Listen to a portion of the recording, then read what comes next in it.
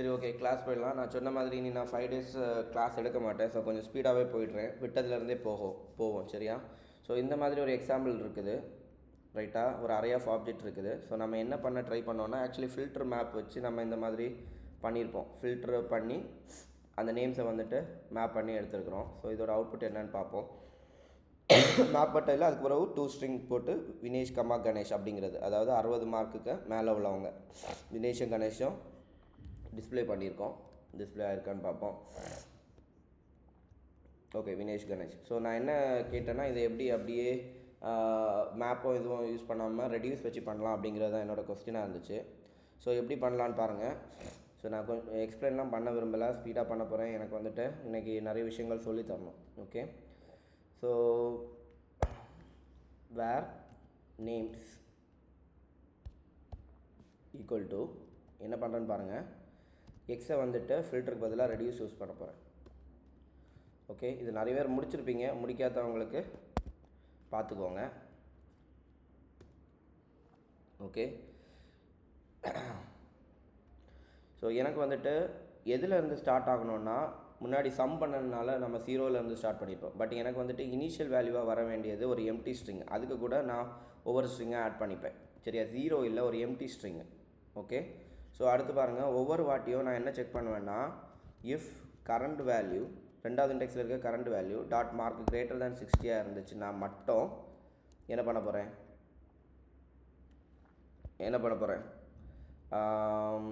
இப்போ ஆக்சுவலி என்ன பண்ணணும், அக்குமுலேட்டர் கூட. Okay, so accumulator equal to accumulator plus current name. Okay, இல்லைன்னா அக்குமுலேட்டர் ஈக்குவல் டு அக்குமுலேட்டர். இல்லைன்னா நம்ம இன்னொரு வேரியபிள் வச்சுப்போம், லெட்டு த ரிட்டர்ன் வேல்யூ அப்படின்னு சொல்லிட்டு ஒரு இது வச்சுருக்கேன். ஸோ அந்த ரெட்டில் நமக்கு இது வரைக்கும் வேரில் போயிட்டுருக்கோம் சரி? அப்போ வேறு வச்சுப்போம், த return value. Okay, so return value இதுவாக இருக்கணும், இல்லைன்னா இதுவாக இருக்கணும். அண்ட் கடைசியில் நான் இதை வந்துட்டு ரிட்டர்ன் பண்ணுறேன். ஸோ இப்போ நம்ம எதிர்பார்த்த அவுட்புட் வந்திருக்கா அப்படின்னு பார்ப்போம்.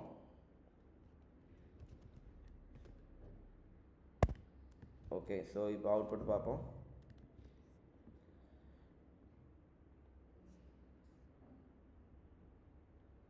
ஸோ ஃபஸ்ட்டு டைம் வந்துட்டு இதில் ஒரு பிரச்சனை என்னென்னா, இந்த கம்மா இருக்குது பார்த்தீங்களா? இப்போ நம்ம நினச்ச அவுட்புட் வந்துடுச்சு, ஆனால் இந்த கம்மா வந்துட்டு என்ன ஆயிருக்கு, எக்ஸ்ட்ராவாக வந்திருக்கு முதல்ல. ஏன்னா முதல்ல நம்ம ஒரு எம்டி வேல்யூவாக்கம் வச்சுருக்கிறோம் கரெக்டாக? அந்த எம்டி வேல்யூ கூட ஒவ்வொரு வாட்டி நம்ம ஆக்சுவலி இதை என்ன பண்ணியிருக்கோம்னா, அதே ரெடியூஸை யூஸ் பண்ணி நம்ம இந்த எக்ஸாம்பிளை பண்ண ட்ரை பண்ணுறோம் ரைட்டா? ஸோ ஒவ்வொரு வாட்டி லூப் பண்ணும்போதும் நான் எப்போவுமே புதுசாக இருக்கக்கூடிய நேமை வந்துட்டு ஆட் பண்ணலை. அது வந்துட்டு கிரேட்டர் தேன் 60 இருந்தால் மட்டும்தான் நான் என்ன பண்ணுறேன், ஆட் பண்ணுறேன். அதுதான் ஃபஸ்ட்டு இது சரியா? அதுக்கப்புறமா வந்துட்டு கிரேட்டர் தேன் 60 இல்லைன்னா வந்த அக்குமுலேட்டரை நான் திருப்பி அனுப்பிடுறேன். ஸோ இது வந்துட்டு இதை நான் இனி எப்படி எக்ஸ்பிளைன் பண்ணணும்னு எனக்கு தெரியாது, நீங்களே புரிஞ்சுக்கோங்க. ஓகே, ஸோ ரெடியூஸ் புரிஞ்சிடுச்சுன்னா ஸோ இதை இப்படியும் யூஸ் பண்ணலாங்கிற ஒரு டிஃப்ரெண்ட் பெர்ஸ்பெக்டிவ்காக தான் இதை காமிக்கிறேன். ஸோ கிரேட்டர் தேன் 60 இருந்தால் மட்டும் கரண்ட் நேமை வந்துட்டு நம்ம அப்பன் பண்ணி விட்றோம். பட் இப்போ இதில் இன்னொரு பிரச்சனை என்னென்னா, இந்த கமா இருக்குது. ஃபஸ்ட்டு டைமே நமக்கு ஒரு கமா வருது, ஏன்னா நம்ம பழைய அக்குமுலேட்டரில் இது இருக்கிறதுனால எம்டி ஸ்ட்ரிங்காக இருக்குது. ஸோ அதுக்கு கூட கமா வந்துட்டு வருது. அதாவது இதுக்கு முன்னாடி ஒரு எம்டி ஸ்ட்ரிங்கு இருக்குது, அதுக்கு கூட கமா வருது. ஸோ அந்த கமாவை நம்ம எப்படி ரிமூவ் பண்ணலாம்? இந்த பிரச்சனை யாருக்காவது வந்துச்சா? இந்த பிரச்சனை யாருக்காவது வந்துச்சா? ஸோ அதை வந்துட்டு சிம்பிளாக சரி பண்ணணும்னா, அக்குமுலேட்டர் இருந்தால் இது இந்த மாதிரி பண்ணணும். இல்லை இது வரைக்கும் அக்குமுலேட்டரில் வேல்யூவே இல்லை, எம்டியாக இருக்குது, ஐ மீன் எம்டியாக இருந்துச்சுன்னா இந்த மாதிரி பண்ணணும். இல்லை எம்டியாக இல்லைன்னா இந்த மாதிரி பண்ணணும். ஒருவேளை எம்டியாக இருந்துச்சுன்னா ரிட்டர்ன் வேல்யூவில் ஃபஸ்ட்டு டைம் ரிட்டர்ன் வேல்யூவில் என்ன பண்ணால் போதும், கரண்ட் நேமை மட்டும் கொடுத்தா போதும். ஸோ இப்போ நம்ம எதிர்பார்த்த அவுட்புட் வரும் சரியா? ஸோ சின்ன சின்ன லாஜிக்கல் திங்கிங் இதில் இருக்குது. இதுக்கு வேண்டி தான் நான் இதை வந்து ஹோம்ஒர்க்காக தந்தேன். ஸோ இதுதான் நம்ம எதிர்பார்த்தது. இதே மாதிரி எத்தனை பேர் பண்ணியிருந்தீங்க? கை தூக்குங்க.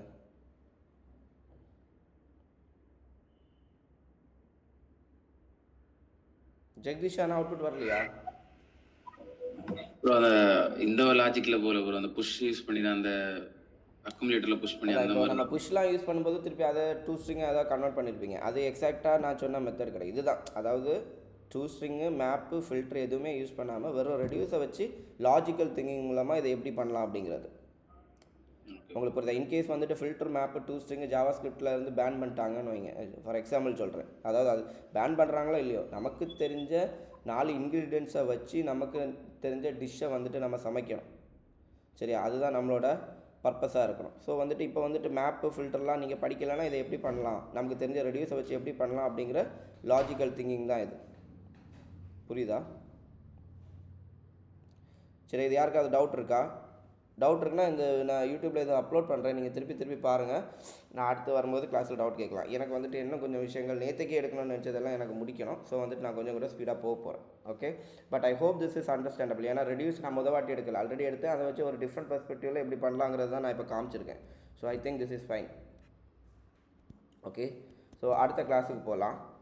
கொஞ்சம் கோஆப்ரேட் பண்ணுங்கள் நமக்கு, ஏன்னா I don't want to waste time, கொஞ்சம் ஸ்பீடாக இருக்கணும் எனக்கு. ஸோ அடுத்தது நம்ம என்ன பார்க்க போகிறோம்னா ஸ்கோப் அப்படின்னு சொல்லிட்டு இருக்குது. சரியா, ஸோ ஸ்கோப்னா என்ன, அது வந்துட்டு இப்போதைக்கு நம்ம என்ன பண்ணியிருப்போம்னா, ஸோ வேர் அப்படிங்கிறத தான் எப்போவுமே யூஸ் பண்ணியிருப்போம். சரியா, so var x equal to 10 இதை தான் நம்ம யூஸ் பண்ணியிருப்போம். So console dot log x போடுவோம், கன்சோல் டாட் லாக் எக்ஸ் போடுவோம், வேல்யூ வந்துட்டு எக்ஸ் வந்திருக்கும். ஸோ இது எல்லாருக்கும் தெளிவாக தெரியும். சாரி, ஸோ இது எல்லாருக்கும் தெளிவாக தெரியும். ஸோ நான் இந்த கன்சோல் டாட் லாக் எக்ஸை இதுக்கு மேலே போட்டால் நான் என்ன ஆகும், இது முன்னாடி ஒருக்கா காமிச்சிருப்பேன்னு நினைக்கிறேன். கரெக்டாக? இப்போ இதில் வேல்யூ என்ன வரும் டக்குன்னு சொல்லுங்கள், எனக்கு டைம் இல்லை, தெரிஞ்சவங்க டக்குன்னு சொல்லுங்கள், நமக்கு முடிக்கணும். அன்டிஃபைன்ட் வரும். ஆக்சுவலி வந்துட்டு டிக்ளரேஷனே நான் இங்கே தானே பண்ணியிருக்கேன். அப்போ எப்படி இங்கே அன்டிஃபைன்ட் வரும், எரர்லாம் வரணும், இப்படி ஒரு வேரியபிளே இல்லைன்னு.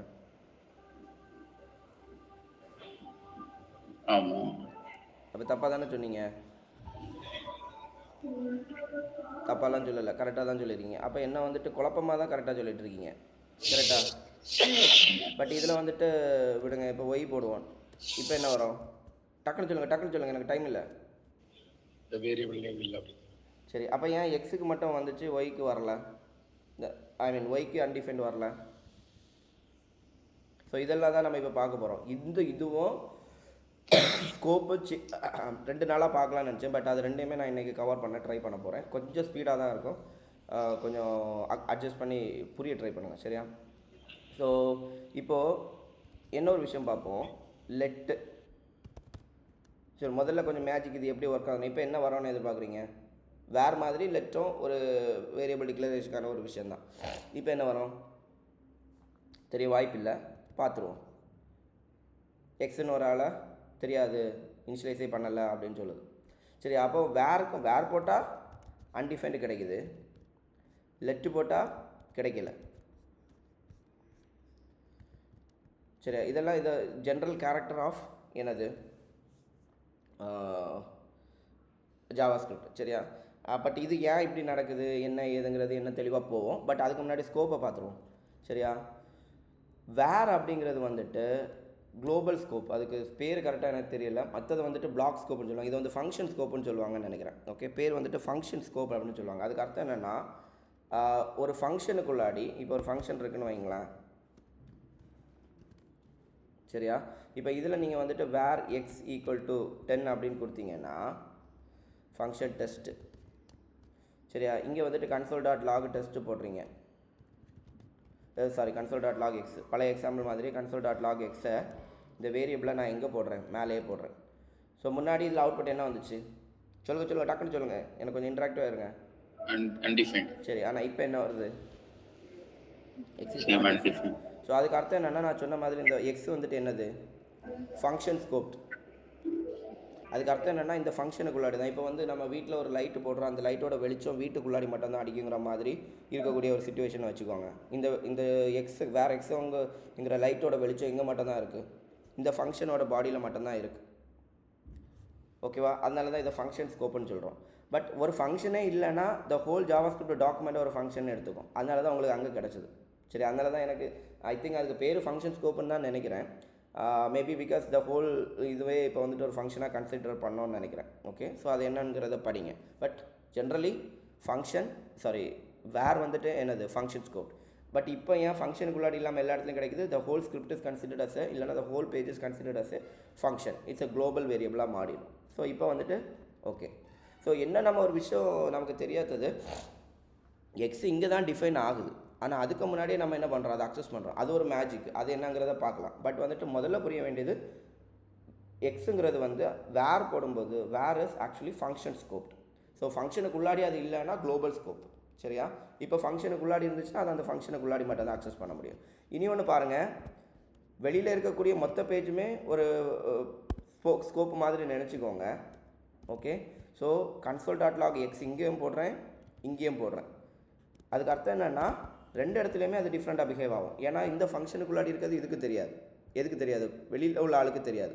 ஆனால் ஆக்சுவலி வெளியில் உள்ள ஆளுக்கு அது உள்ளாடி தெரியும். என்னங்கிறத நான் தெளிவாக புரிய வைக்கிறேன். இப்போ பாருங்கள், இங்கே வெளியில் எக்ஸுக்கு வந்துட்டு 100 வேல்யூ, உள்ள எக்ஸுக்கு வந்துட்டு 10 வேல்யூ. இது ரெண்டுமே உங்களுக்கு வந்துட்டு அன்டிஃபைன்டுன்னு இருக்குது. அண்ட் வென் அதோட கீழே எடுத்து போட்டாச்சுன்னா அதோட வேல்யூ ரெண்டுலேயுமே வந்துட்டு உங்களுக்கு நம்ம எதிர்பார்த்த மாதிரி 110 வரும். 100 வந்துடுச்சு. இந்த ஃபங்க்ஷன் ஏன் இது வரல டக்குன்னு சொல்லுங்கள் பார்ப்போம். ஏன் இந்த console.x வரல? டக்குன்னு ரிட்டர்ன்லாம் கிடையாது. ரிட்டர்ன் பண்ணாலும் இப்போ வராது. டெஸ்ட்டை நம்ம இன்வோக் பண்ணலைல்ல, ஃபங்க்ஷனை எழுதி தான் வச்சுருக்கோம், அதை கூப்பிடவே இல்லை. சரியா? ஸோ இப்போ கூப்பிடும்போது 110 நம்ம நினச்ச மாதிரி ஃபங்க்ஷன் ஸ்கோப்பாக இருக்குது. இங்கே எக்ஸோட வேல்யூ டிஃப்ரெண்ட்டாக இருக்குது, இங்கே எக்ஸோட வேல்யூ டிஃப்ரெண்ட்டாக இருக்குது. இன்கேஸ் சரியா இதை நம்ம போடலான்னு வைங்க, இப்போ என்ன வரோன்னு எதிர்பார்க்குறீங்க? 100 வரும். ஏன்னா இந்த வெளியில் இருக்கக்கூடிய குளோபல் ஸ்கோப்பில் இருக்கக்கூடிய இந்த வேரியபிளுங்கிறது வந்துட்டு சென்ட்ரலைஸ்டு ஏசி மாதிரின்னு வைங்க, வீட்டுக்குள்ளாடி எல்லா ரூம்லேயும் அடிக்கும். சரியா? ஸோ பாருங்கள், ஏசி இந்த ரூமுக்குள்ளாடியும் வருது. ஆனால் நீங்கள் இங்கே மட்டும்தான் எக்ஸ் வச்சுருக்கீங்க அப்படின்னு வைங்க, இது வந்துட்டு அந்த ரூமுக்குள்ளாடி இருக்க 10 ரூமுக்குள்ளாடி இருக்கக்கூடிய 1 டன் ஏசியாக இருக்கும். அது வந்துட்டு உங்களுக்கு வெளியில் எல்லா இடத்துலையும் கிடைக்குமானா கிடைக்காது. இப்போ பாருங்கள், எக்ஸுங்கிறதே வெளியில் இல்லை, குளோபல் ஸ்கோப்பில் இல்லைன்னா சென்ட்ரலைஸ்டு ஏசியே இல்லை அப்படின்னு சொல்லிட்டு எரர் வந்துடுச்சு. பட் சென்ட்ரலைஸ்டு ஏசி இருந்துச்சுன்னா அது எங்கேயும் கிடைக்கும், ஃபங்க்ஷனுக்குள்ளாடியும் கிடைக்கும். புரியுதா?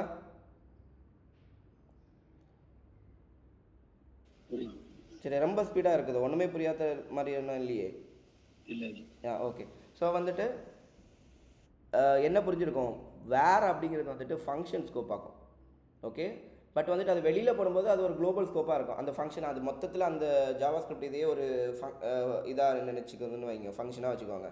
அப்போ வந்துட்டு நமக்கு வெளியில் டிக்ளேர் பண்ணால் ஒரு ஃபங்க்ஷனை வெளியில் கிடந்துச்சுன்னா அந்த வேறு வந்துட்டு குளோபல் வேரியபிள், அது எல்லா ஃபங்க்ஷனுக்குள்ளாடி எல்லா இடத்துலையுமே கிடைக்கும். பட் அந்த ஒரு ஃபங்க்ஷனுக்குள்ளாடி எழுதியாச்சுன்னா நமக்கு அந்த ஃபங்க்ஷனுக்குள்ளாடி மட்டும்தான் கிடைக்கும். அண்ட் வெளியில் இருக்கக்கூடிய ஒரு பேரில் உள்ள ஃபங்க்ஷனுக்குள்ளாடி நீங்கள் வந்துட்டு வேரியபிள் டிக்ளேர் பண்ணிங்கன்னா என்ன ஆகும், வெளியில் உள்ளது அதுக்கப்புறமா கிடைக்காது, அது இங்கே ஓவர் ஆகிடும்.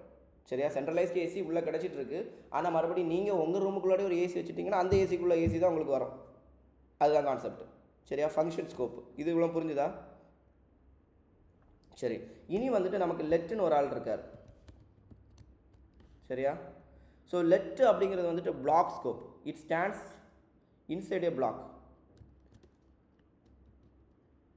சரியா?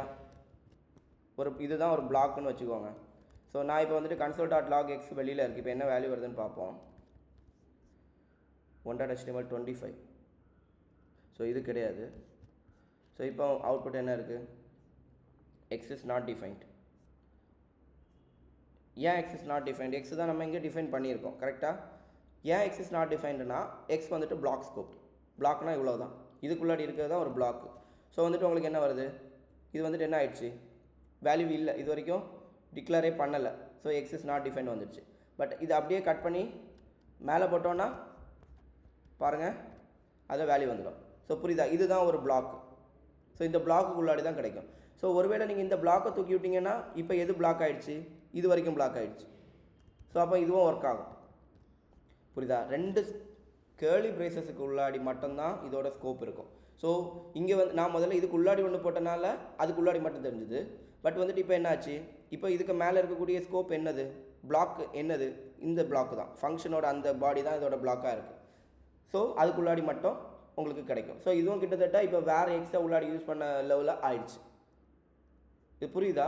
பிளாக் ஸ்கோப்னா புரியுதா? யா, சூப்பர்.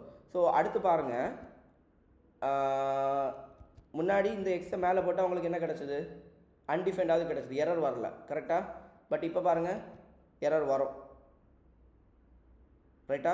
ஸோ வேருக்கு வந்துட்டு டிக்ளேர் பண்ணுறதுக்கு முன்னாடி அதை அக்சஸ் பண்ணலாம், எரர் வராது. பட் வந்துட்டு லெட்டுக்கு முன்னாடி அக்சஸ் பண்ண முடியாது. என்னன்னு பார்க்கலாம். பட் இந்த பேசிக் டிஃப்ரென்ஸை புரிஞ்சுக்கோங்க, சரியா? வேர் வந்துட்டு ஃபங்க்ஷன் ஸ்கோப்டு, ஓகே? அப்போ அதை வெளியில் போட்டால் என்ன அர்த்தம்? அது வந்துட்டு வெளியில் இருக்கக்கூடியதை கம்ப்ளீட்டாக ஃபங்க்ஷன் மாதிரி நினச்சிக்குது, அது ஒரு குளோபல் ஸ்கோப் அப்படின்னு வச்சுக்கோங்க. ஸோ லெட்டுங்கிறது வந்து பிளாக் ஸ்கோப், சரியா? ஸோ லெட்டும் வேறு ஒரு ஃபங்க்ஷனுக்குள்ளாடி சேமாக தான் ஒர்க் ஆகுது. ஏன்னா ஃபங்க்ஷனுக்கு உள்ளாடியே நமக்கு என்ன தான் இருக்குது? 2 கேர்லி பிரேசஸ் இருக்குது. இது ஒரு பிளாக், அந்த பிளாக்கு கூட தான் கிடைக்கும். ஸோ புரிஞ்சுதா?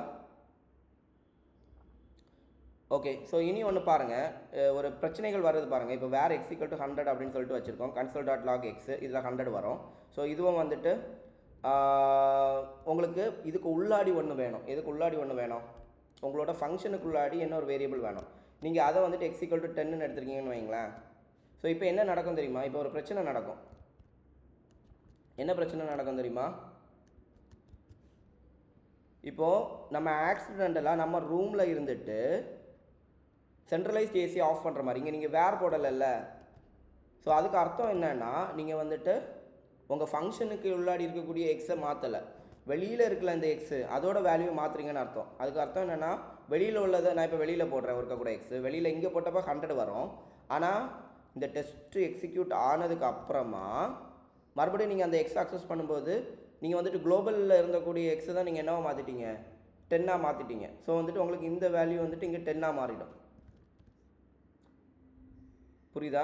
ஸோ குளோபல் வேரியபிள் நீங்கள் இங்கே வேர் போடாதனால, இங்கே ஒருவேளை நீங்கள் வேர் போட்டிங்கன்னா கீழே 100 தான் இருக்கும்.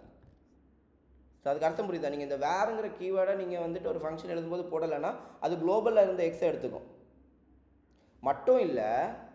மட்டும் இல்லை நீங்கள் வந்துட்டு இங்கே வேறே போடாமல் நீங்கள் x = 10 போட்டிருக்கீங்கன்னு வைங்களேன். இப்போ குளோபலில் என்ன இருக்குன்னு பாருங்கள், அந்த 10 குளோபலில் இருக்கும், ஃபங்க்ஷனில் மட்டும் இல்லை. இது வந்துட்டு ஒரு மாதிரி லீக் ஆகிடுச்சு. இப்போ சென்ட்ரலைஸ்ட் ஏசியில் உங்கள் ரூம் ஏசி தான், ஆனால் நீங்கள் வந்துட்டு வேர் போடலைங்கிறது வந்து கதவை பூட்டாத மாதிரி. ஸோ என்ன ஆயிடுச்சு? வெளியில் லீக் ஆகிடுச்சு. ஸோ இந்த மாதிரி நிறைய சொல்லிகிட்டே போகலாம். இப்போ இது எப்படி ஒர்க் ஆகுது, என்ன ஒர்க் ஆகுது, அப்படி போட்டால் இப்படி வரும், இப்படி போட்டால் அப்படி வரும், அங்கே போனால் இங்கே வரும், இங்கே போனால் அங்கே வரும். பட் இதெல்லாம் வந்துட்டு நோட்ஸ் எடுத்துலாம் படிக்க முடியாது. இதை ஒவ்வொரு இடத்துல பண்ணி பார்த்து இதில் போட்டால் வருதா, அங்கே போட்டால் வருதா, இப்படி போட்டால் எப்படி வருது, மேலே போட்டால் எப்படி வருது, கீழே போட்டால் என்ன வருது அப்படிங்கிறதெல்லாம் என்ன பண்ணணும்? போட்டு படிக்கணும். இதை தான் செய்து பாருங்கள், பண்ணி பாருங்கள் அப்படின்னு சொல்லிட்டு சொல்கிறது. புரியுதா?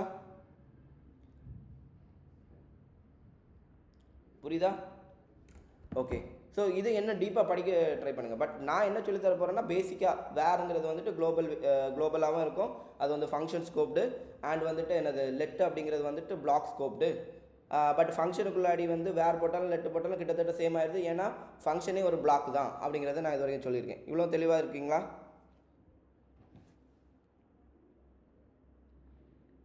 சரி, 1 செகண்ட்.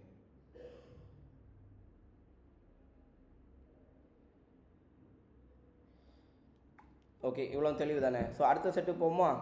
இனி இதே மாதிரி ஒரு ஆள் இருக்கார். இப்போ பாருங்கள், இதில் லெட் இருக்குது, ஓகே. இப்போ வேறு எக்ஸ் இருக்குது. இனி மறுபடியும் ஒர்க் கூட நீங்கள் வேறு எக்ஸை டிக்ளேர் பண்ண முடியும். You are allowed. இது வந்துட்டு எரர் வராது. வாட்? அது வருமோ? Uncaught reference x is not defined. Oh, இந்த எக்ஸ், சரியா? சாரி. சரியா, பாருங்கள், இது ரீடிக்ளேர் பண்ணலாம், உங்களுக்கு ப்ராப்ளம் வராது. சரியா? x = 10, x = 100 சொல்லிட்டு ரீடிக்ளேர் பண்ணால் மறுபடியும் டிக்ளேர் ஆகிக்கும். ஆனால் இதுவே லெட்டாக இருந்துச்சுன்னா ஆக்சுவலி ஆல்ரெடி எரர் வந்துச்சு பார்த்தீங்களா, அந்த ரெட் கலர் காமிக்குது பார்த்தீங்களா, இட் இஸ் நாட் அலவுட்.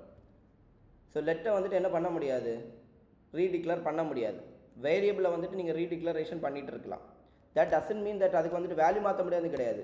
எக்ஸுக்கு வேல்யூவை நீங்கள் மாற்றலாம், ஆனால் வந்துட்டு நீங்கள் என்ன பண்ண முடியாது? ரீடிக்ளரேஷன் பண்ண முடியாது மறுபடியும் அந்த லெட்டை போட்டு. ஏன்னா டிக்ளேர் பண்ணும்போது மட்டும்தான் நம்ம என்ன போடுவோம்? டிக்ளரேஷனுக்கு மட்டும் தான் நம்ம அந்த லெட்டு அந்த வேறு அந்த கீவேர்ட்ஸ் யூஸ் பண்ணுவோம். அதுக்கப்புறமா அதுக்கு வேல்யூஸை வந்துட்டு ரீஅசைன் பண்ணுறது. இது ஆக்சுவலி வந்துட்டு என்ன பண்ணுறோம்? எக்ஸுக்கு வேல்யூ 10 இருந்ததை ரீஅசைன் டு 100. ஸோ அது பிரச்சனை கிடையாது லெட்டில். ஓகேவா? இவ்வளோ தெளிவா? இவ்வளவும் தெளிவா? சரி, ஓகே. இனி அடுத்த ஒரு ஆள் இருக்காரு கான்ஸ்ட். இப்போ இதுவும் எரர் ஆகிடும் பாருங்கள். எரர் ஆகிடுச்சா? அதுக்கு அர்த்தம் என்னென்னா லெட்டும் கான்ஸ்ட்டும் பெரிய டிஃப்ரென்ஸ் இல்லை, ரெண்டுமே பிளாக் ஸ்கோப் தான். ஆனால் லெட்டில் வந்துட்டு வேல்யூ ரீஅசைன் பண்ண முடியும். கான்ஸ்டில் வந்துட்டு வேல்யூ கான்ஸ்டன்ட்னால என்னது? கான்ஸ்டன்ட். கான்ஸ்டன்ட்னா it should not change. So once the value set to it, it never changes. புரியுதா? தெளிவா? அப்போ என்னெல்லாம் படிச்சிட்டோம்? வேர் வந்துட்டு ஃபங்க்ஷன் ஸ்கோப்டு. குளோபல் வேரியபிளை போட்டால் வெளியில் போட்டால் அது ஃபுல்லாகவே ஃபங்க்ஷன் எடுத்துக்கும், அங்கே எல்லாமே கிடைக்கும். சரியா? இது வந்துட்டு என்னது? லெட்டு வந்துட்டு பிளாக் ஸ்கோப்டு, கான்ஸ்ட் வந்துட்டு பிளாக் ஸ்கோப்டு. லெட்டு வந்துட்டு பிளாக் ஸ்கோப்டு ஆனால் ரீஅசைன் பண்ணலாம். ஆனால் வந்துட்டு கான்ஸ்ட் வந்துட்டு அதே தான், ஆனால் வந்துட்டு ரீஅசைன் பண்ண முடியாது. இவ்வளோ தான் பார்த்துருக்கோம், சிம்பிள் தான். சரியா? தெளிவாக புரிஞ்சுதா? சரி. ஸோ இனி அடுத்த விஷயம் பார்ப்போம். ஸோ இது வந்துட்டு ஸ்கோப் ரிலேட்டடாக. அப்போ நான் இன்றைக்கி ஒரு டாபிக் சொல்லி இது வந்து ஸ்கோப்பு. ஸோ என்ன ஸ்கோப்பை பற்றி நீங்கள் டீப்பாக படிக்கிறது நீங்கள் படிச்சுக்கோங்க. ஏதாவது டவுட்னா என்கிட்ட கேட்கலாம்.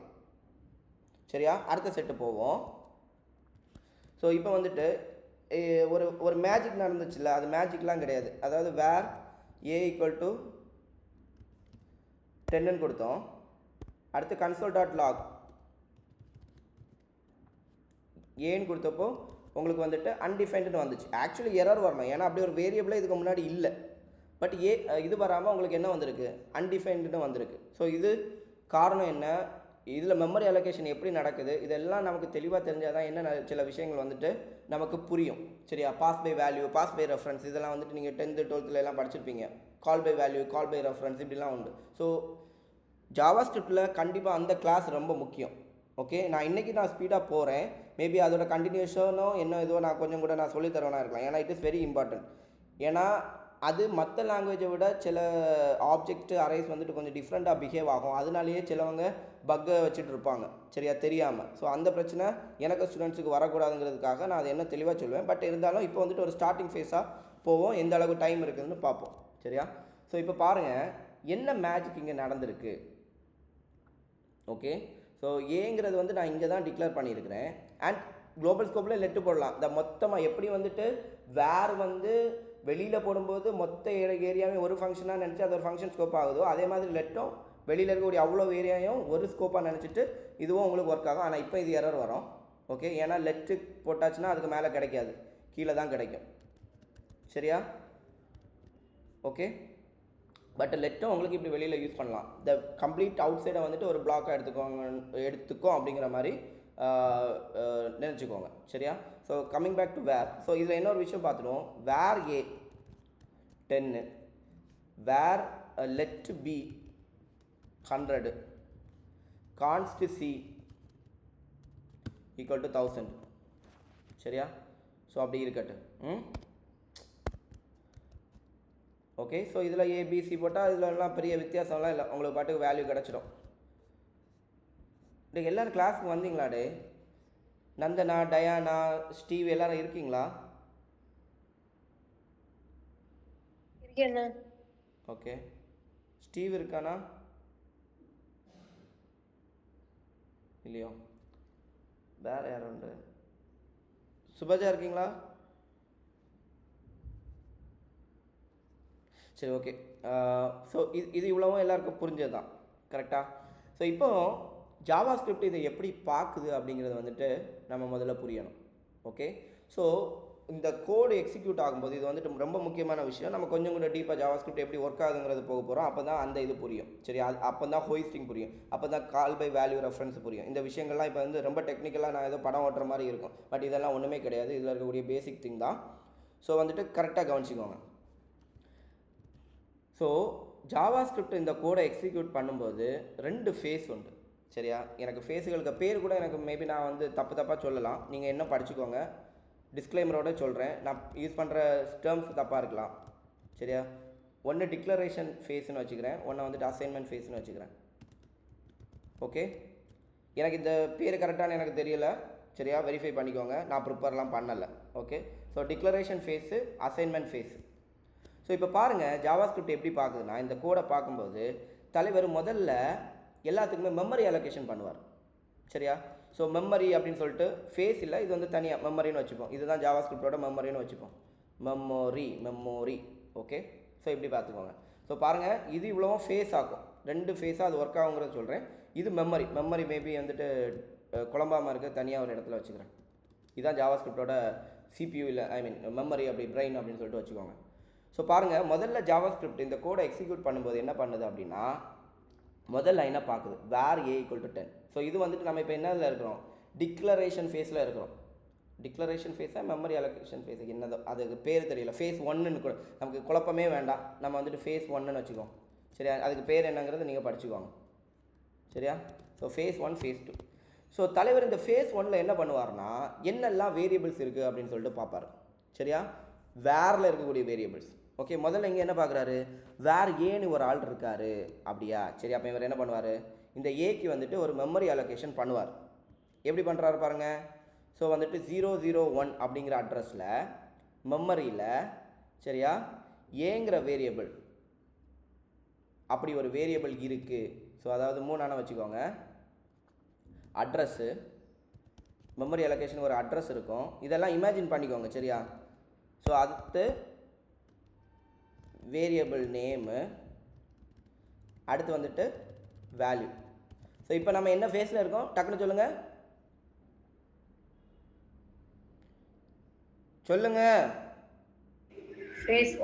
ஃபேஸ் 1. அதுக்கு பேர் மேபி சரி, அந்த ஃபேஸ் பேர் தெரியல, விட்டுருவோம். ஸோ அந்த ஃபேஸில் வேரியபிள் ஏன்னு ஒரு ஆள் இருக்குங்கிறத பார்த்துட்டு 001 அட்ரஸில் ஏங்கிற ஒரு 001ன்னு இல்லை, இதில் எக்ஸு அதுக்கு ஏதோ ஒரு அட்ரஸ் இருக்குன்னு வச்சுக்கோங்க. சரியா, ஸோ இதில் வந்துட்டு ஏங்கிற வேரியபிளை போட்டுட்டு வேல்யூ எதுவுமே அசைன் பண்ணலைன்னா வேல்யூ என்னது சொல்லுங்கள், அன்டிஃபைன்ட். ஸோ அது ஸ்டோர் ஆகிடும். ஸோ இந்த ஃபஸ்ட்டு லைனு ஃபஸ்ட்டு ஃபேஸில் எக்ஸிக்யூட் ஆகும்போது, சரியா, இதுதான் நடந்திருக்கும். ரெண்டாவது லைனு let b = 100. ஸோ இதுக்கு முதல் ஃபேஸில் எந்த வேலையும் கிடையாது, ஏன்னா வேர் இல்லை, என்னது லெட்டு. சரியா, அப்போ இதுக்கு ஏதாவது வேலை இருக்கா அப்படின்னு கேட்டாச்சுன்னா கிடையாது. அடுத்தது வந்துட்டு கான்ஸ்ட் சி, இதுக்கு ஏதாவது வேலை இருக்கான்னு கேட்டால் கிடையாது. ஸோ ஃபஸ்ட்டு ஃபேஸில் வேரியபிள் வேர் கீவேர்டு இருக்கக்கூடிய வேரியபிள்ஸை மட்டும் என்ன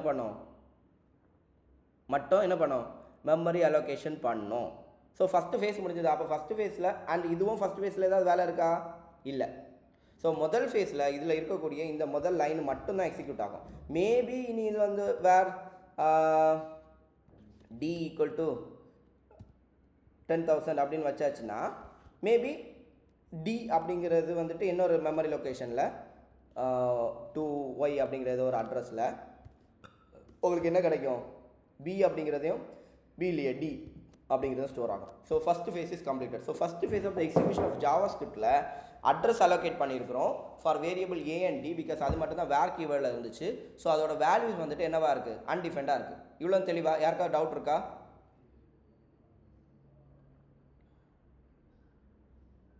வேறு யாருக்கும் கையெல்லாம் தூக்க மாட்டிங்களா டே? சரி, என்னதை பண்ணுங்கள், நேரம் இல்லை. ஸோ இவ்வளோ பண்ணிட்டோம். ஸோ ஃபஸ்ட்டு ஃபேஸ் முடிஞ்சுது. ஸோ செகண்ட் ஃபேஸில் தான் ஆக்சுவல் எக்ஸிக்யூஷன் நடக்குது. ஸோ இதில் நீங்கள் வந்துட்டு console.log போட்டிருந்தீங்கன்னு வைங்க. ஓகே, ஸோ இப்போ வந்துட்டு அடுத்தது வந்துட்டு மறுபடியும் நார்மலாக நமக்கு மைண்டில் இருக்க மாதிரி ஜென்ரல் எக்ஸிக்யூஷன் நடக்கும். console.log xன்னு போட்டிருக்கோம். ஸோ console.log x என்னது, இப்போ எக்ஸோட வேல்யூ என்னது, மெமரியில் பாருங்கள் undefined. சரி, இப்போ புரியுதா ஏன் அது அன்டிஃபைன்ட் ஆச்சுன்னு? ஓகே, ஸோ இதில் வந்துட்டு அன்டிஃபைன்ட் வந்துடுச்சு. ஸோ அடுத்து வந்துட்டு let b = 100. ஸோ இப்போ தான் இதுக்கு மெமரியே அலோகேட் ஆகும். ஸோ அடுத்த லைன் எக்ஸிக்யூட் பண்ணும்போது தான் அதுக்கு மெமரியும் அலோகேட் ஆகி பிக்கு மெமரியும் அலோகேட் ஆகுது. ஸோ இதுக்கு அட்ரஸ் வந்துட்டு சம் 3 அப்படின்னு வச்சுப்போம். அதில் வேல்யூவும் இருக்குது. என்ன வேல்யூ கொடுத்துருக்கோம், பிக்கு என்ன வேல்யூ கொடுத்துருக்கோம், 100 கொடுத்துருக்கோம். ஸோ லெட்டரோடது ஆன் த ஃப்ளையில் நமக்கு வந்துட்டு இங்கே இது ஆகுது. சரியா, ஸோ அதுக்கு அர்த்தம் என்னென்னா அதுக்கு கீழே நீங்கள் கன்சோல் கொடுத்தீங்கன்னா அது உங்களுக்கு ப்ராப்பராக எக்ஸிக்யூட் ஆகிடும். ஓகே, இப்போ அவுட்புட் பாருங்கள். எக்ஸ் இஸ் நாட் டிஃபைன்டா, எந்த எக்ஸு வேல்யூ இல்லை, ஒரே கன்சோல்ல மேலே போட்டுச்சு. எது ஏபிசி தானே போட்டிருக்கேன். ஓ சாரி, நான் இதில் ஏ மீன் பண்ணேன், எக்ஸ் இல்லை. சரியா, இந்த ஏ தான் மீன் பண்ணேன். ஸோ இப்போ வந்து அவுட்புட்டு அன்டிஃபைன் வந்துச்சு. அடுத்து இந்த பியில் வந்துட்டு நமக்கு என்ன வந்துருச்சு, இந்த 100 வந்துருச்சு. சரியா? ஸோ அடுத்தது லெட் பின்னு மறுபடியும் கொடுத்தா எரர் வரேன்னு சொன்னேன்ல, எரர் வந்துச்சுல. ஸோ ஜாவாஸ்கிரிப்ட் என்ன பண்ணோம், ஒரு லெட்டு ஆல்ரெடி பியில் இருக்குன்னா மறுபடியும் நீங்கள் வந்துட்டு ஒரு லெட்டு அதே பிக்கு போட்டிங்கன்னா இங்கே பார்க்கும். ஸோ ஆல்ரெடி பியில் சம்பவம் இருக்குது, அப்போ அதை வந்துட்டு ரீடிக்ளேர் பண்ணக்கூடாது. ஆனால் அசைன்மெண்ட் பண்ணலாம். இன்கேஸ் நீ வந்துட்டு என்ன பண்ணியிருக்க, லெட்டு போடலை அப்படின்னா வந்துட்டு மெமரி அலோகேஷன் பண்ண வேண்டாம். ஓகே, அதுக்கு வேல்யூ மட்டும் என்னது 1000 மாற்ற சொல்கிறான் அப்படின்னா அது பாட்டுக்கு என்ன பண்ணோம், மெமரியில் வந்துட்டு இங்கே போய் இது இல்லை இது 1000 அப்படின்னு மாற்றிக்கும். அப்போ அடுத்த கன்சோலில் உனக்கு ஆட்டோமேட்டிக்காக என்ன வந்துடும், இங்கே 1000 வந்துடும். புரியுதா? ஸோ இந்த மாதிரி மெமரிக்கு இப்படி அலோகேட் ஆகுது, அதுலேருந்து வேல்யூ இப்படி எடுக்கப்பாகுது, இந்த மாதிரி பட்ட ஒரு அண்டர்ஸ்டாண்டிங் வேணும். ஸோ கொஞ்சம் ஸ்பீடாக தான் போகிறேன், வீடியோஸ் திருப்பி பாருங்கள், கொஞ்சம் கூட புரியலாம். ஸோ இதுதான் மெமரி அலோகேஷன். ஓகே, ஸோ இதனால தான் அன்டிஃபைன்டாக நம்ம டிக்ளேர் பண்ணுறதுக்கு முன்னாடி வேரில் கிடைக்குது, ஆனால் லெட்டில் கிடைக்கல. ஏன்னா ஃபஸ்ட்டு ஃபேஸில் வந்துட்டு வேரில் இருக்கக்கூடியது மட்டும்தான் என்ன ஆகும், வந்து வேல்யூவாக இருக்கும். சரியா? ஸோ இப்போ என்ன ஒரு டிஃப்ரென்ஸ் பார்ப்போம், பாருங்கள். இதை அப்படியே மறந்துடுவோம். ஸோ இதில் வந்துட்டு console.log ஏல என்ன இருந்துச்சு, என்ன வரோம் சொல்லுங்கள், சொல்லுங்கள். அன்டிஃபைன்ட் வருமா? ஸோ நமக்கு அது தெளிவாக தெரிஞ்ச விஷயம். சரி, ஏன்னா ஃபஸ்ட்டு ஃபேஸ்லேயே அதுக்கு மெமரி அலோகேட் ஆகி அன்டிஃபைண்டுங்கிற வேல்யூ இருக்கும். ஸோ செகண்ட் ஃபேஸில் இந்த லைன் எக்ஸிக்யூட் ஆகும்போது அந்த அன்டிஃபைண்டுங்கிறது வந்துட்டு உங்களுக்கு வருது. சரி, இதில் எந்த மாற்றமும் இல்லை. ஸோ இதில் வந்துட்டு நான் இப்போ ட்ரூ கொடுக்கேன், இப்போ என்னவா இருக்கும் வேல்யூ, கெஸ் பண்ணுங்கள்.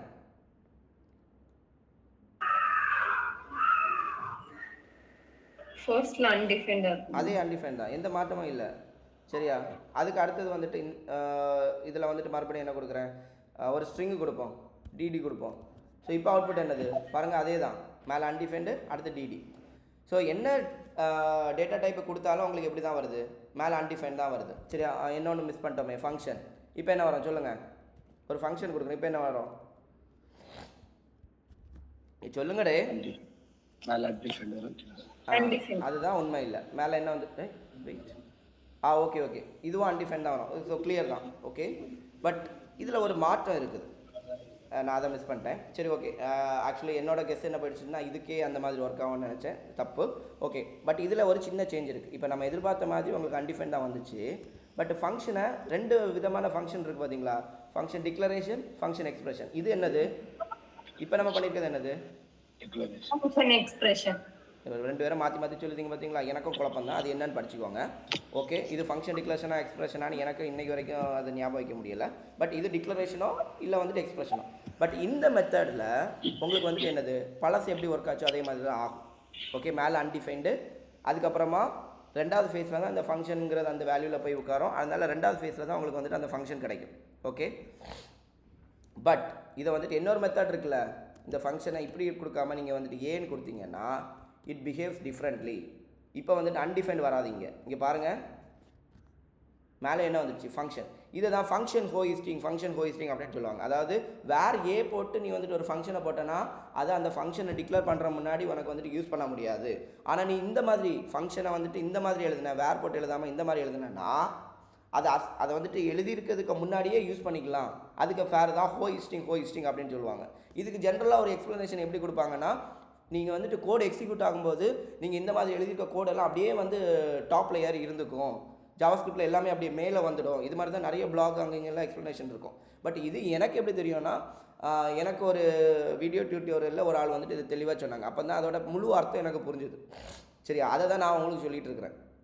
ஓகே, ஸோ ஜென்ரலாக ஹோயிஸ்டிங்னா என்னென்னா, இந்த வேரியபிள் இந்த ஃபங்க்ஷன் எல்லாமே அப்படியே தூக்கி மேலே வந்துடும், கோடுக்கு மேலே வந்துடும் அப்படின்லாம் வந்துட்டு எக்ஸ்ப்ளனேஷன் கொடுப்பாங்க. மேபி ஒரு பிகினர் லெவலில் அது வந்துட்டு நீட்டாக இருக்கலாம். பட் வந்துட்டு it is not the right explanation. How JavaScript அப்படின்னு கேட்டாச்சுன்னா, ஃபேஸ் 1 ஃபேஸ் 2 அதுக்கு வந்துட்டு ஒன்று வந்துட்டு ப்ராபப்ளி டிக்ளரேஷன் ஃபேஸாக இருக்கலாம், அந்த ஃபேஸ் இருக்குது, அடுத்து எக்ஸிக்யூஷன் ஃபேஸ் இருக்குது. ஸோ இதில் அது வந்துட்டு மெமரி அலோகேஷன் பண்ணுது, மெமரி அலோகேஷனில் அன்டிஃபைண்டாக போடுது. ஸோ அதனால தான் இதெல்லாம் நடக்குது. ப்ளஸ் வேரியபிள் வேர் போட்டிருந்துச்சுன்னா அன்டிஃபைண்டாக செட் பண்ணும், கரெக்டாக. பட் பாருங்கள், if it is not as a variable, இந்த மாதிரிப்பட்ட டைப் ஆஃப் ஃபங்க்ஷன்னா இப்போ என்ன நடக்கும்னா, ஏங்கிறத அசைன் பண்ணுறது மட்டும் இல்லை, அதுக்கு வேல்யூ அன்டிஃபைண்டாக செட் பண்ணாது. அதுக்கு வேல்யூ என்னதோ அதையே உங்களுக்கு என்னது டிக்ளரேஷன் ஃபேஸ்லேயே கொண்டு போட்டுடும். அவ்வளோதான் வித்தியாசம். ஸோ பாருங்கள், when it is another type of declaration, அதாவது வேர் ஏ வேர் பி அப்படின்னு போடும்போது வேரியபிளை மட்டும் போட்டுட்டு மெமரியில் வந்துட்டு அதோட வேல்யூவை கொண்டு போடாது. என்ன மட்டும் தான் போட்டு வைக்கும்? அன்டிஃபைன்ட் அப்படிங்கிறது தான் போட்டு வைக்கும். அதாவது என்ன தெளிவாக எக்ஸ்பிளைன் பண்ணால், ஸோ இது வந்துட்டு இது வந்துட்டு ஏ, இது வந்துட்டு பிங்கிறதுக்கு வந்துட்டு வேர் பின்னு போட்டிருக்கோம். ஸோ இது ரெண்டுக்கும் என்ன வித்தியாசம்னு பாருங்கள். இந்த ஏக்கு வந்துட்டு மெமரி அலோகேஷன் ஃபேஸு அதுலேயே வந்துட்டு உங்களுக்கு என்னது இந்த வேல்யூ வந்து உட்காந்துடும். பட் அதுவே பிக்கு வந்துட்டு என்னது வேல்யூ உட்காராது, வேரியபிள் மட்டும்தான் ரெடி ஆகும். இங்கே வேல்யூ என்னவாக தான் இருக்கும்? அன்டிஃபைண்டாக. இது எங்கேயும் நீங்கள் பார்க்கலாம் முடியாது, you have to just imagine. Okay, so first ஃபேஸில் வந்துட்டு பிக்கு வேல்யூ என்னவாக தான் இருக்கும்? அன்டிஃபைண்டாக தான் இருக்கும். ஓகே, ஸோ அதனால் இங்கே கன்சோல் டாட் லாக் ஏ மேலே போட்டால் உங்களுக்கு முழு ஃபங்க்ஷனுமே கிடச்சிடும். செகண்ட் ஃபேஸில் தான் இந்த கன்சோல் டாட் லாக் எக்ஸிக்யூட் ஆகும், அப்போ முழுசாக கிடைக்கும். பியில் வந்துட்டு அன்டிஃபைண்டுங்கிறது தான் கிடைக்கும்.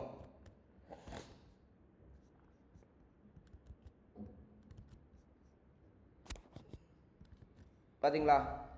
ஸோ ஏ வந்துட்டு முதல்ல போய் மெமரியில் உட்காந்துக்குது, அதனால் கோடில் அந்த வேல்யூ இருக்கிறதுக்கு முன்னாடி நமக்கு அதை அக்சஸ் பண்ண முடியுது. பட் இதுக்கு வந்துட்டு பண்ண முடியல, ஏன்னா இதில் வேர் போட்டிருக்கோம். இதுக்கு கீழே போட்டால் அது கிடைக்கும். ஸோ இந்த டிஃப்ரென்ஸு புரியுதா? இதை தான் ஹோயிஸ்டிங்லாம் சொல்லுவாங்க. தெளிவாக புரிஞ்சுதா? சூப்பர்.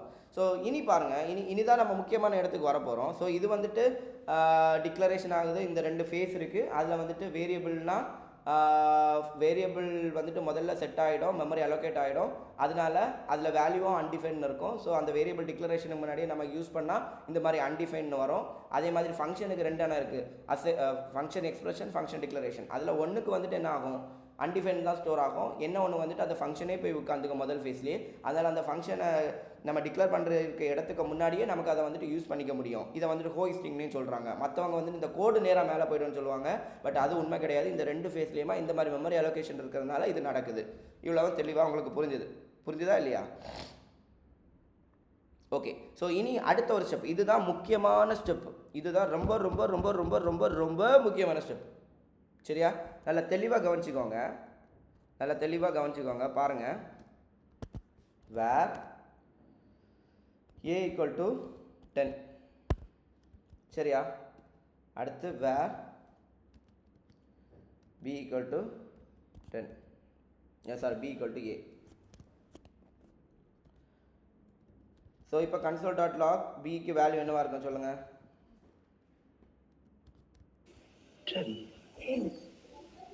தெளிவு தானே?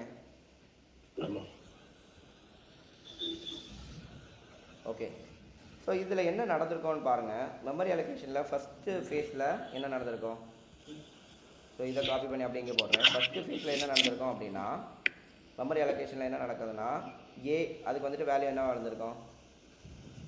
அன்டிஃபைண்டாக வந்திருக்கும். கரெக்டாக? அடுத்து வந்துட்டு பிக்கு வேல்யூ என்னவா முடிஞ்சிருக்கும்? அதுவும் அன்டிஃபைண்டாக தான் முடிஞ்சிருக்கும். ஏன்னா ரெண்டுமே வந்துட்டு என்னது? வேர் தான். ஃபஸ்ட்டு ஃபேஸில் ரெண்டாக இந்த மாதிரி விழுந்திருக்கும். சரியா? செகண்ட் ஃபேஸில் என்ன ஆகுதுன்னு பாருங்கள். ஸோ இது வந்துட்டு அட்ரஸ் 2ன்னு வச்சுப்போம். செகண்ட் ஃபேஸு ரெண்டாவது ஃபேஸ் எக்ஸிக்யூஷன் நடக்கும்போது இதில் என்ன வேல்யூ வந்துடும்? ஏ கரெக்டாக இருக்கும். இந்த அன்டிஃபைண்டுக்கு பதிலாக என்ன வேல்யூ வந்துடும்? இந்த 10 வந்துட்டு வந்துடும். ஸோ அடுத்த லைன் எக்ஸிக்யூட் பண்ணும்போது அடுத்த லைனில் என்ன சொல்கிறோம்? ஏக்கு வேல்யூ தான் பிக்கு வேல்யூன்னு சொல்கிறோம். ஏக்கு வேல்யூ தான் பிக்கு வேல்யூன்னு சொல்கிறோம். அப்போ என்ன நடக்கும்? இதில் வந்துட்டு என்ன வந்துடும்? ஏக்கு வேல்யூ என்னது? 10. சரி, அது வந்துடும். ஸோ இதுதான் நடந்துச்சு. தெளிவாக இருக்குமா? சரி, அதுக்கு அர்த்தம் என்னென்னா, இப்போ நான் அடுத்த லைனில் வந்துட்டு பி ஈக்குவல் டு 100ன்னு மாற்றணும்னு வைங்களேன். இப்போ பிக்கு வேல்யூ என்னவா இருக்கும்? இப்போ என்ன நடந்திருக்கும்? மெமரி அலோகேஷனில் பிக்கு வேல்யூ வந்துட்டு என்னவா மாறி இருக்கும்? 100 மாறி இருக்கும். ஓகே, ஸோ இப்போ வந்துட்டு பிக்கு வேல்யூ என்னவா இருக்கும்? 100. தெளிவு தானே? நம்ம நினச்ச மாதிரி ஒர்க் ஆகுது. கரெக்டாக? சரி, இப்போ ஏக்கு வேல்யூ என்னவா இருக்கும்? மெமரி அலோகேஷனில் பாருங்கள் 10 இருக்குது. அப்போ அதே தானே வரணும்? அதே தான் வருது. அப்போ தெளிவு, நம்ம நினச்ச மாதிரி ஒர்க் ஆகிடுச்சு. நம்மளோட பிக்சரைசேஷன் கரெக்டாக இருக்குது. நம்மளோட இது வரைக்கும் நம்ம நினச்ச விஷயங்கள் எல்லாமே கரெக்டாக ஒர்க் ஆகிருக்கு. ஓகே, இவ்வளோ தெளிவு தானே? யாருக்கும் எந்த டவுட்டும் இல்லை. சரி, இப்போ இதை ஒரு ஆப்ஜெக்ட் ஆக்குறேன். நேம் வந்துட்டு வினேஷ். சரியா? ஸோ பி எடுத்துருவோம். இப்போ கன்சோல் டாட் லாக் பியில் என்ன வேல்யூ வரும் பாருங்கள். என்ன வேல்யூ வரும் சொல்லுங்கள். ஒரு ஆப்ஜெக்ட் நம்ம என்ன எதிர்பார்ப்போம் அப்படின்னா ஃபஸ்ட்டு ஃபேஸில் என்ன வந்திருக்கும்? ஃபஸ்ட்டு ஃபேஸில் எந்த டிஃப்ரென்ஸும் இல்லை, அன்டிஃபைன்டு. செகண்ட் ஃபேஸில் இதில் என்ன வந்திருக்கும்? இந்த ஆப்ஜெக்ட் வந்திருக்கும். கரெக்டாக? ஏன்னா இதில் வந்துட்டு ஆப்ஜெக்டை கொடுத்துருக்கோம். அடுத்து பி ஈக்குவல் ஏயில் இதில் என்ன வந்திருக்கும்? ஏ அசைன் பண்ணுறோம். அப்போ மறுபடியும் இதில் என்ன வந்திருக்கும்? நேம் வினேஷ்னு வந்திருக்கும். கரெக்டாக? இப்படி தானே இருக்கணும். கரெக்டாக? தெளிவு தானே? ஸோ இப்போ பார்ப்போம். இப்போ இது மாதிரி தான் இருக்கான்னு பார்ப்போம். கன்சோல் டாட் லாக் பியில் நேம் வினேஷ் வரணும். பாருங்கள், கரெக்டாக இருக்குது. ரைட்டா?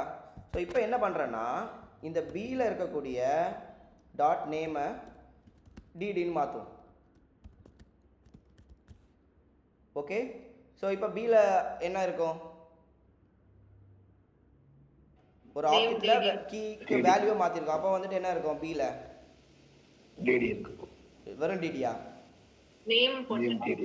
எஸ். அதாவது இதில் என்ன இருக்கும்னா இந்த நேம் வந்துட்டு என்னவா மாறி இருக்கும்? டிடின்னு மாறி இருக்கும். ஸோ இந்த ஆப்ஜெக்ட் நமக்கு கிடைக்கணும். ஏன்னா மெமரியில் வந்துட்டு நம்ம டி அப்படிங்கிற வேல்யூவை நேமுங்கிற கீழே அந்த ஆப்ஜெக்டில் அசைன் பண்ணிட்டோம். ஸோ இது ஒர்க் ஆகுதான்னு பார்ப்போமா? Okay, super. ஸோ அடுத்தது நம்ம இதில் வந்துட்டு நீ என்ன பார்க்கணும்? ஏ அதே வேல்யூவில் இருக்கணும். ரைட்டா? ஸோ ஏக்கு வேல்யூ பார்ப்போம். ஏக்கு வேல்யூ என்ன ஆச்சு? நம்ம அசைன் திருப்பி ரீஅசைன் பண்ணிடுவோம். கேட்கல. அந்த டாட் நேமுக்கு தானே மாற்றிருக்கோம், வீக்கு மாற்றணும். இல்லைடா, பியில் உள்ள நேமை தான் மாற்றிருக்கோம். கரெக்டா? நமக்கு மெமரியில் வந்துட்டு இப்படி தானே இருக்குது. பியில் இருக்கக்கூடிய நேம் டிடியாக இருக்குது. பட் இப்போ இங்கே என்ன பாருங்கள், கன்சோல் டாட் லாக் ஏ கொடுத்தப்போ ஏல நமக்கு என்ன வரணும்? நேம் வினேஷ் தானே வந்திருக்கணும். புரியுதா? அப்போ ஆனால் இங்கே வேல்யூ என்ன வந்துடுச்சு? உங்களுக்கு இதில் ஒரு தப்பு நடந்திருக்க தெரியுதா? நம்மளோட படிப்பு இது வரைக்கும் படிச்சுட்டு வந்தது படி நமக்கு இப்போ ஏல என்ன தான் இருக்கணும்? நேம் வந்துட்டு வினேஷ் தான் இருக்கணும். ஏன்னா நான் வந்துட்டு எங்கே மாற்றலை, ஏயை மாற்றலை, பியில் இருக்கக்கூடிய நேமை தான் மாற்றிருக்கேன். சரி, அப்போ மெமரி அலோகேஷனில் நம்மளை பொறுத்த வரைக்கும் இப்படி தான் இருக்கும். அப்போ ஆக்சுவலி என்ன ஆகிருக்கணும்? ஏல வந்துட்டு வினேஷ் தானே வந்திருக்கணும். பட் இங்கே என்ன வந்திருக்கு?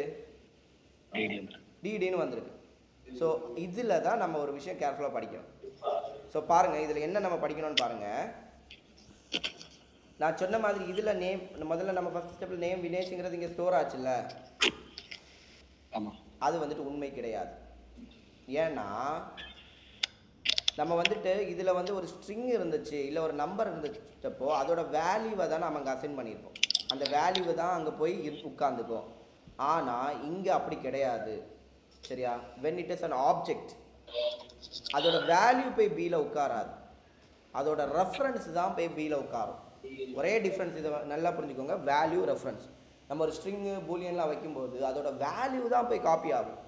ஆனால் இங்கே அந்த ஆப்ஜெக்டோட ரெஃபரன்ஸ் காப்பி ஆகும். அதுக்கு அர்த்தம் என்ன? ரெஃபரன்ஸ்ன்னு சொல்கிறது என்ன? நீ பியில் வந்துட்டு ஏ அசைன் பண்ணல, அப்போ இதுக்கு ரெஃபரன்ஸ், அதாவது இதுக்கு அட்ரஸ் என்னது? இது இந்த அட்ரஸ் தான் போய் இங்கே உட்காந்துக்கும். ADDRESS இது. ஸோ இந்த மாதிரி உட்காந்துக்கும். அந்த வேல்யூ போய் உட்காராது. ஓகே, அந்த ரெஃபரன்ஸ் தான் போய் உட்காரும். புரிஞ்சுதா? இந்த டிஃப்ரென்ஸ் புரியுதா? ஸோ அதுக்கு அர்த்தம் என்னன்னா நீ மறுபடியும் நீ பியில் நேம் டிடி மாற்றுறேன்னா என்ன நடக்கும்னு பாருங்கள். ஜாவாஸ்கிரிப்ட் என்ன பார்க்கும்? பியில் நேமை மாற்ற சொல்கிறான். அப்போ பி என்ன இருக்குது? பி ஆக்சுவலி அட்ரஸ் என்னது? 001x. அப்போ நேராக 001xல இருக்கக்கூடிய வேல்யூ வரும். ஓ, இதை தான் அவன் மாற்ற சொல்கிறான் அப்படின்னு சொல்லிட்டு என்ன ஆகும்? இதை மாற்றும். ஸோ ஆப்வியஸ்லி இப்போ பிக்கு இதுவும் டிடின்னு மாறிடும், ஏக்கு எதுக்கும் டிடின்னு மாறணும். ஏன்னா இதை தான் என்ன சொல்கிறோம், அங்கே வந்துட்டு copy by value. But object வந்துட்டு வேல்யூ வச்சு காப்பி ஆகாது, ரெஃபரன்ஸ் வச்சு காப்பி ஆகும். அதாவது நீ அதை வச்சு காப்பி பண்ணி நீ ஏதாவது பண்ணி வச்சுருந்தேன்னா என்ன ஆகும்? அங்கே நீ சேஞ்ச் பண்ணாலும் மேலே சேஞ்ச் ஆகிடும். ஸோ இது ரொம்ப ரொம்ப கவனமாக இருக்கணும். இது எப்போல்லாம் வரணும்? இப்போ நீ வேரியபிள் அசைன் பண்ணப்போ மட்டும் இல்லை, நீ வந்து ஒரு ஃபங்க்ஷனுக்கு பேராமீட்டராக நீ இப்படி ஒரு ஆப்ஜெக்ட் அனுப்பினாலும் அதுவும் இந்த மாதிரி தான் ஒர்க் ஆகும். நீ அந்த பேராமீட்டரில் போய் நீ வேல்யூவை சேஞ்ச் பண்ணனா அது ஆக்சுவலி மேலே இருக்கக்கூடிய அந்த இதையும் மாற்றிடும். நான் சொல்கிறது புரியுதா? ஓகே. ஸோ இதுதான் வேல்யூவும் ரெஃபரன்ஸும். இது வந்துட்டு ரொம்ப முக்கியமான ஒரு கான்செப்ட். ஸோ எனக்கு தெரிஞ்சு நான் இது வந்து 2 நாளாக தெளிவாக போயிருப்பேன். நீங்கள் ஹோம்ஒர்க் முடிக்கலை, அதில் சர்பர்னு நான் சொல்ல வேண்டியது சொல்லி முடிச்சிட்டேன். ஓகேவா? பட் இருந்தாலும் தெளிவாக தான் சொல்லியிருக்கேன்னு நினைக்கிறேன். யாருக்காவது அப்படி மொத்தமாக புரியாத மாதிரி ஏதாவது இருக்குதா? இல்லை, தெளிவாக புரியுது. சரியா? ஸோ இது தாண்டே, இதை வந்துட்டு நீங்கள் என்ன தெளிவாக இப்போ நான் ஒரு ஐடியா தந்துட்டேன், இப்படி தான் இருக்குது அப்படிங்கிறது. என்ன புரியலைன்னா என் வீடியோவும் பாருங்கள், இதை நான் அப்லோட் பண்ணி தரேன். அதுக்கு மேலே வேறையும் எப்படி வேரியபிள் எக்ஸிக்யூஷன் ஆகுது, பாஸ் பை வேல்யூனா என்ன, பாஸ் பை ரெஃபரன்ஸ்னா என்ன, இதெல்லாம் என்ன தெளிவாக படிக்க இது பண்ணுங்கள். மட்டும் இல்லை, நீங்கள் திருப்பி பண்ணி பாருங்கள். அப்போ தான் உங்களுக்கு ஒரு ஐடியா கிடைக்கும். இல்லை யாராவது டவுட் இருக்குன்னா கேட்கலாம். ஸோ இதில் ஏதாவது பாயிண்ட் மிஸ் பண்ணியிருக்கேன் நான் யோசிக்கிட்டு, கொஞ்சம் வெயிட் பண்ணுங்கள். ஸோ ஹோயிஸ்டிங் வந்துடுச்சு. இப்படி மேலே போகிறது தான் ஹோயிஸ்டிங்கு, இது ரெஃபரன்ஸு. ஸோ இது ஆப்ஜெக்ட் மட்டும் இல்லை, சரியா? அரேக்கும் அப்படி தான். நான் ப்ரிமிட்டிவ் டேட்டா டைப்ஸான அரேக்கும் ஆப்ஜெக்ட்டுக்கும் இந்த டிஃப்ரென்ஸ் வரும். பாஸ் பை வேல்யூவாக இருக்காது, அது வந்துட்டு காப்பி பை வேல்யூ இல்லை காப்பி பை ரெஃபரன்ஸாக இருக்கும். ஸோ பாஸ் பை வேல்யூன்னு எதுக்கு சொல்கிறோன்னா, when it is passed to a function, அங்கே வந்துட்டு பாஸ் பை வேல்யூன்னு சொல்லுவோம். சரி, இதே மாதிரி தான் ஃபங்க்ஷன்லேயும் அதுக்கு உள்ளாடி போன வரைக்கும் அந்த பேராமீட்டர் நீங்கள் மாற்றினீங்கன்னா மாறும். ஸோ அங்கே வந்துட்டு pass by value pass by ரெஃபரன்ஸ்னு சொல்லுவோம். இங்கே வந்துட்டு காப்பி பண்ணும்போது காப்பி பை வேல்யூ ரெஃபரன்ஸ். நீங்கள் புரிஞ்சிக்க வேண்டியது வேல்யூ ரெஃபரன்ஸ் அப்படிங்கிற இந்த டெக்னிக்கல் வேர்ட்ஸ் தான். டவுட்டு கேட்கலாம்.